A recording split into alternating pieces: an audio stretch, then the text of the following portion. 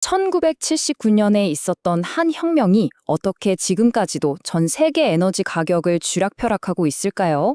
그 중심에는요, 아주 특별한 군사 조직과 믿을 수 없을 만큼 좁은 바닷길이 있습니다. 오늘 분석에서는 바로 이 이란 혁명 수비대와 호르무즈 해협, 이 두 가지 핵심 열쇠를 가지고 이 거대한 지정학적 미스터리의 문을 한번 열어보겠습니다. 네, 바로 이 한 문장이 오늘 저희가 다룰 이야기의 핵심을 정확히 꿰뚫고 있어요. 정치적인 힘, 그리고 지리적인 통제력, 이 두 가지가 어떻게 만나서 전 세계를 흔드는 영향력을 갖게 됐는지 지금부터 그 과정을 따라가 보시죠. 자, 이 거대한 질문의 답을 찾기 위해서 오늘은 두 가지 다른 렌즈로 이 문제를 들여다볼 겁니다. 먼저 역사의 뿌리를 깊게 파고드는 역사 전문가의 관점, 그리고 현재의 판도를 날카롭게 읽어내는 전략 전문가의 관점. 이 두 시선으로 문제를 입체적으로 분석해 보겠습니다. 모든 이야기의 시작은 역시 이란 혁명 수비대에서부터 출발해야 합니다. 이 조직이 어떻게 태어났는지 그 배경부터 짚어봐야 할 텐데요.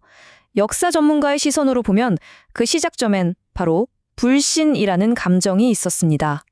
생각해 보세요. 1979년 혁명 직후 새로운 이슬람 체제는 기존의 정규군을 완전히 믿을 수가 없었습니다. 왜냐하면 그들은 왕에게 충성했던 군대였으니까요. 그래서 나라의 국경을 지키는 군대 말고 오직 이 혁명과 최고 지도자만을 지키기 위한 완전히 새로운 군대를 만들었습니다. 이게 바로 이슬람 혁명 수비대, IRGC의 시작이었던 거죠. 처음부터 이 조직의 DNA에는 체제 수호라는 목적이 아주 깊숙이 박혀 있었던 겁니다. 자, 이렇게 체제 수호라는 아주 뚜렷한 목적으로 태어난 조직. 그렇다면 40여 년이 흐른 지금 전략가의 눈으로 본 이 조직은 과연 어떤 존재가 되었을까요? 이제 혁명 수비대는 그냥 군대가 아닙니다. 이란이라는 나라 안에 존재하는 또 하나의 국가, 거의 평행 국가에 가깝다고 볼 수 있죠. 해외에서 비밀 작전을 펼치는 쿠드스군, 나라 안에서 국민들을 통제하는 바시즈, 그리고 핵심 해협을 장악한 해군까지. 여기에 항공우주, 사이버 부대는 물론이고 막대한 경제 제국까지 손에 쥐고 있습니다. 말 그대로 국가의 모든 핵심 기능을 장악한 거대한 권력 집단이 된 거죠.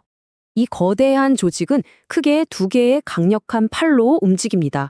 먼저 안으로는 바시지라는 민병대를 이용해서 사회를 통제하고 저항의 목소리를 억누르고요.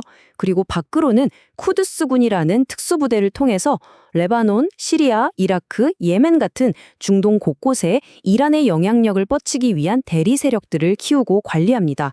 안과 밖을 동시에 꽉 잡고 있는 거죠. 이렇게 막강한 권력을 쥐인 혁명수비대가 전 세계를 위협할 수 있는 가장 핵심적인 지렛대가 뭐냐? 바로 이 호르무즈 해협입니다. 다시 역사 전문가의 시선으로 돌아가서 이 좁은 바닷길이 어떻게 이란의 가장 강력한 무기가 되었는지 그 배경을 한번 살펴보겠습니다. 그 계기는 1980년대에 있었던 이란-이라크 전쟁이었습니다. 8년 동안 이어진 지상전이 지지부진해지자 전쟁은 페르시아만을 지나는 유조선을 서로 공격하는 이른바 탱커 전쟁으로 번졌습니다. 이란은 끔찍한 전쟁을 겪으면서 아주 중요한 교훈 하나를 얻게 됩니다. 지상전에서는 좀 밀리더라도 이 좁은 바닷길만 위협하면 전 세계를 긴장시킬 수 있다는 엄청난 지정학적 무기를 발견한 거죠. 이란이 발견한 그 지정학적 무기의 위력이 바로 이 숫자, 20% 안에 담겨 있습니다.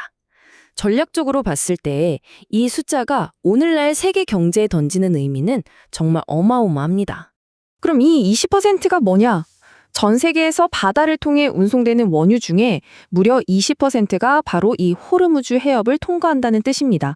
문자 그대로 세계 에너지의 동맥인 셈이죠. 물론 우회하는 파이프라인을 만들면 되지 않나 생각할 수 있습니다. 실제로 사우디아라비아와 UAE가 그런 송유관을 만들기도 했지만요. 이 해협을 통해 오가는 막대한 양을 전부 대체하기엔 턱없이 부족합니다. 결국 호르무즈가 막히면 세계 경제는 흔들릴 수밖에 없는 구조라는 거죠.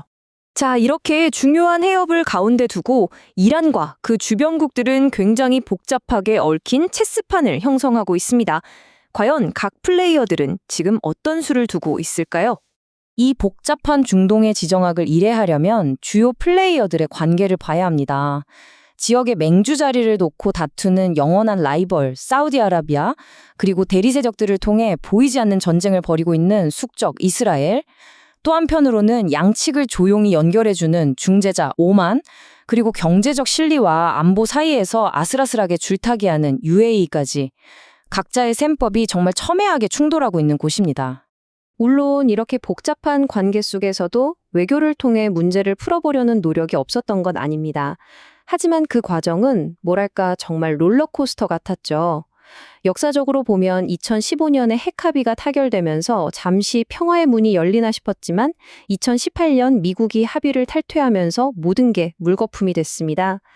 그리고 결정적으로 2020년 혁명수비대의 실세였던 솔레이마니 사령관이 미군의 드론 공격으로 사망하면서 신뢰는 완전히 깨졌고 결국 외교의 길은 막히게 됩니다. 자, 지금까지의 역사적, 전략적 배경들이 모두 충돌하는 가상의 현재 시점으로 한번 가보겠습니다. 외교가 완전히 실패한 2026년, 과연 어떤 일이 벌어지고 있을까요? 외교라는 마지막 안전장치가 사라지자 군사적 충돌은 결국 현실이 됐습니다. 그리고 이 충돌은 곧바로 전 세계에서 가장 중요한 에너지 병목 지점, 바로 이 호르무즈 해협을 직접적인 위협 속으로 몰아넣었습니다. 그리고 이 충돌은 더 이상 중동만의 지역 전쟁이 아닙니다. 국제 유가는 순식간에 폭등하고 선박들의 해상 보험료는 천정부지로 치솟아서 사실상 물류가 마비됩니다. 특히 우리나라를 포함한 아시아 국가들의 LNG 공급에 막대한 차질이 생기죠. 이게 바로 호르무즈 해협이라는 병목 지점이 촉발하는 무서운 세계 경제 위기의 시나리오입니다. 결국 이 모든 이야기는 이 한 문장으로 다시 돌아오게 됩니다. 이란의 독특한 역사적 배경과 지정학적 위치가 딱 만나는 그 순간 그들의 선택은 단순히 한 나라의 결정을 넘어서서 전 세계의 운명에 직접적인 영향을 미치게 되는 겁니다. 오늘 우리는 혁명수비대와 호르무즈 해협이라는 두 개의 키워드를 통해서 이란이라는 나라를 분석해봤습니다. 한 문명이 가진 오랜 기억과 상처가 어떻게 오늘날 세계 경제의 가장 민감한 부분을 위협하는 강력한 힘이 되었는지 그 과정을 함께 보셨습니다. 이 질문에 대한 답은 아마 멀리서 찾을 필요 없이 우리 모두의 지갑과 일상에서 곧바로 찾게 될지도 모르겠습니다.